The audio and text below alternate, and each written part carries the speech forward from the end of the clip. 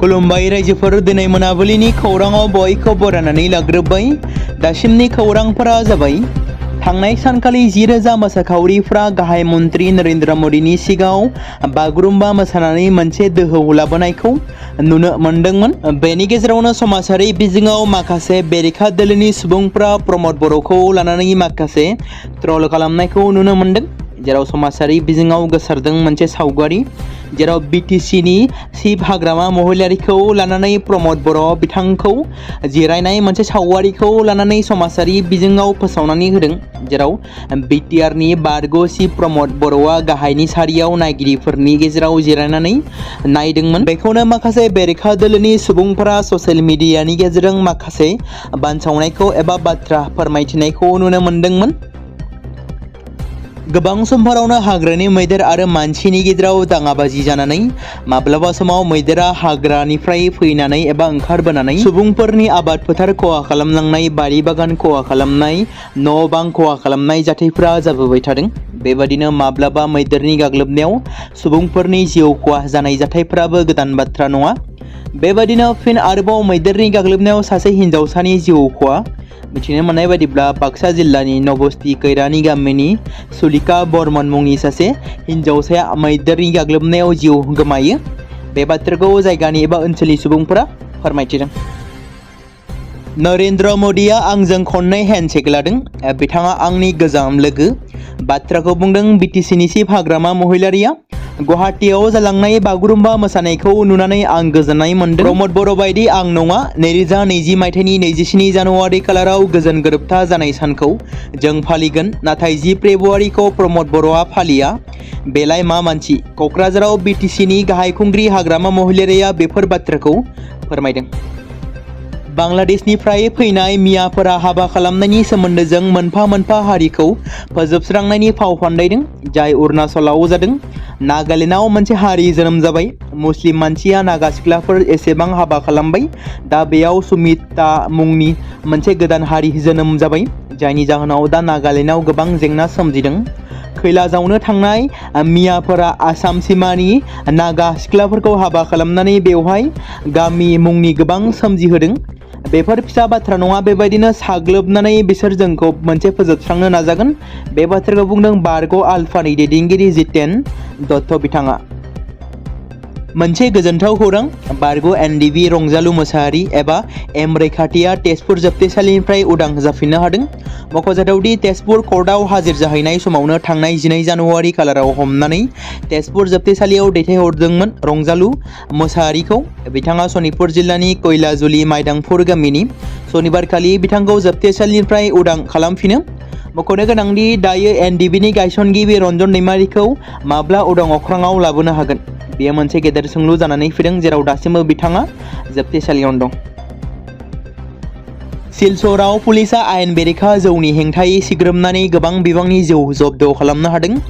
बे जौखौ मेघालयनिफ्राय मिज'रामसिम लानानै फैनाय समावनो सिलचराव जब्द खालामनाय जादों। मोनसे खौरां मोननायनि सायाव बिथा खालामनानै पुलिसआ गंसे ट्राकखौ सिग्रोमो आरो गुबुन गुबुन ब्रेन्डनि गासै 195 कार्टन जौखौ जब्द खालामनो हायो। मख'नो गोनांदि जब्द खालामनाय जौआव 120 कार्टन रयेल स्टेग आरो 30 carton blender Sprite, 25 carton signature आरो मोन 16 कार्टन मेकडल ब्रेन्डनि जौखौ बोखांनो हादों। जौखौ मेघालयनिफ्राय सिलचरनि गेजेरजों मिज'रामसिम दैथायनो थांखि लादोंमोन। पुलिसआ आयेन बेरेखा जौ रोगानायनि दायाव ट्राक सालायगिरि आरो हेफाजाबगिरिफोरखौ खानो हादों। हमजानाय सानै सुबुंखौ कटिगरा नुन नगरनि मासुम आहमेद लस्कर आरो आब्दुल वाहिद होननानै सिनायथि मोननाय जादों। रौतायाव गंसे निखावरि नखरनि सानै बिब' बिनानावफ्रा जाफुंसार जानो हादों। बावैसो सिगां बिथांमोना मिरु सोरखारजों खुंजानाय एसएससि आनजादखौ जाफुंसार एबा उथ्रिसारनो हादों। सीमा रैखाथि हान्जायाव बिथांमोना साख्रिखौ मोननो हादों। अदालगुरि जिल्लानि धोनस्री 6 नंनि रौतायाव थानाय गंसे एखे नखरनि सानै बिब' बिनानावा थामहिनबा अदालगुरि जिल्लानि रौतानि 6 नं धोनस्रीनि नखरसेनिनो सानै बिब' बिनानाव फारियै करिश्मा चौहान आरो पूजा चौहाना एसएससि आनजादाव उथ्रिसार जानानै बिएसएफआव साख्रि मोननो हानाय खौरांखौ मोननानै ओनसोलनि सुबुंफोरा गोजोननाय फोरमायनायजों लोगोसेनो मान बावनायखौ नुनो मोनदों। बिथांमोननि गेजेराव बैसोगोरा बिफाया गंसे फिसा गेलामालनि गला सालायोमोन आरो बिमाया बे जायगायावनो फिसा फिसौ खामानि मावो, जेराव बिथांमोना नखरनि खरसाफोरखौ जेरैखिजाया सामलायोमोन। देरसिन बिब' करिश्मा चौहानआ सिगां गंसे प्राइभेट सोलोंथाइ फसंथानाव फोरोंगिरि महरै खामानि मावबोदोंमोन, नाथाय थांनाय बोसोरनिफ्रायनो गुबुन गुबुन न'आवनो टिउसन होनानै रां खामायगासिनोबो दंमोन बिथांजोआ।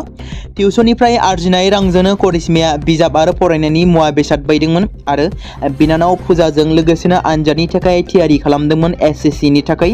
सानै बिब' बिनानावनि जाफुंसारनायनि उनाव दा जायगानि गामियारिफोरा एबा सुबुंफोरा बिथांमोननि जाफुंसारनायनि थाखाय बाख्नायदों। थिसनजानायनि उनाव बिब' करिश्मा आरो फुजाया मिरु सोरखारजों लोगोसे आसामनि गिबि मन्त्रि डक्टर हिमन्त बिश्व शर्मानिसिम साबायखर बावहरदों। बे समाव मोनसे गोनां फोसावथाय बर' सावथुन नायनानै मोजां मोनग्रा गासै बर' रायजो राजाफोरनि गेजेराव लानानै फैदों मोनसे बर'नि OTT प्लेटफर्म गोनां, जाय प्लेटफर्मनि गेजेरजों नोंथांमोना बर'नि गोदान गोजाम सावथुनफोरखौ नुनो मोनगोन। थांनाय माखासे बोसोर सिगां बर'नि गेजेराव लानानै फैनाय निउबो एप बायदिनो फिन आरोबाव लानानै फैदों बर' रायजो राजाफोरनि थाखाय। बे बाथ्राखौ मख'नाया गोनांदि 2025 मायथाइनि जानुवारि दानाव ओंखारनाय आंगो स्ट्रिम मुंनि मोनसे OTT प्लेटफर्म गोनां निउबो एपनि गेजेरजों नोंथांमोना गोबांथार बर'नि सावथुनफोर जेरै ट्रेजेडि, रमान्टिक, एक्शन आरो कमेडिजों बुंफबनाय सावथुनफोरखौ नुनो मोनगोन, जेरै सनानि नखर, थांखि गैयै समाज, अनसुला आफा, हिर', बिमा बायदि बाजै, अर, थैसाम, वान्टेड, संदान आरो रं नाम्बार बायदि सावथुनफोरा मख'जाथाव। बेफोर सावथुनफोरखौ नायनो थाखाय नोंथांमोना गिबियावनो आंगो स्ट्रिम एपखौ गाव गावनि मबाइलाव थानाय प्ले स्ट'रनिफ्राय डाउनल'ड खालामनानै लोगोसे इनस्टल खालामनानै गावनि मबाइल नाम्बारजों लगइन खालामनानै लाग्रोनांगोन। बेनि उनाव नोंथांमोना गोबांथार नुनो मोनै सावथुनफोरखौ गुगोल पे, फन पे आरो पेटिएमजों रं नाम्बार सावथुनखौ नायनो थाखाय 60 रां आरो संदान सावथुनखौ नायनो थाखाय 80 रां, वान्टेड सावथुनखौ नायनो थाखाय 60 रां, थैसाम सावथुनखौ नायनो थाखाय 60 रां, बेबायदिनो गोबांथार नुनो मोनै सावथुनफोरखौ नायनो थाखाय सुबिदा खालामनानै होदों आंगो स्ट्रिम प्लेटफर्मा। फिन नोंथांमोननि गेजेराव फोरमायबावनो लादों बर' सावथुन नायनानै मोजां मोनग्रा गासै बर' रायजो राजाफोरनि गेजेराव लानानै फैदों मोनसे बर'नि OTT प्लेटफर्म गोनां, जाय प्लेटफर्मनि गेजेरजों नोंथांमोना बर'नि नुनो मोनै सावथुनफोर जेराव गोदान गोजाम सावथुनफोरखौ नुनो मोनगोन। बे बाथ्राखौ मख'नाया गोनांदि 2025 मायथाइनि जानुवारि दानाव दिहुनजानाय आंगो स्ट्रिम मुंनि मोनसे OTT प्लेटफर्म गोनां एपनि गेजेरजों नोंथांमोना गोबांथार बर'नि ट्रेजेडि, रमान्टिक, एक्शन आरो कमेडिजों बुंफबनाय सावथुनफोरखौ नुनो मोनगोन, जेरै रं नाम्बार, संदान, वान्टेड, थैसाम, अर, बिमा बायदि बाजै, हिर', अनसुला आफा, थांखि गैयै समाज, सनानि नखर बायदि बायदि सावथुनफ्रा मख'जाथाव। बेफोर सावथुनफोरखौ नायनो थाखाय नोंथांमोना गिबियावनो आंगो स्ट्रिम एपखौ गाव गावनि मबाइलाव थाखानाय प्ले स्ट'रनिफ्राय इनस्टल खालामनानै गावनि मबाइल नाम्बारजों लगइन खालामखांनायनि उनाव नोंथांमोना गोबांथार नुनो मोनै सावथुनफोरखौ गुगोल पे, फन पे आरो पेटिएमजों रं नाम्बार सावथुनखौ नायनो थाखाय 60 रां, संदान सावथुनखौ नायनो थाखाय 80 रां, वान्टेड सावथुनखौ नायनो थाखाय 60 रां, थैसाम सावथुनखौ नायनो थाखाय 60 रां, बेफोरबायदिनो अर सावथुनखौ नायनो थाखाय 60 रां पे खालामनांगोन। बेबायदिनो गोबांथार नुनो मोनै बर' सावथुनफोरखौ नायनो थाखाय सुबिदा खालामनानै होदों आंगो स्ट्रिम प्लेटफर्मा।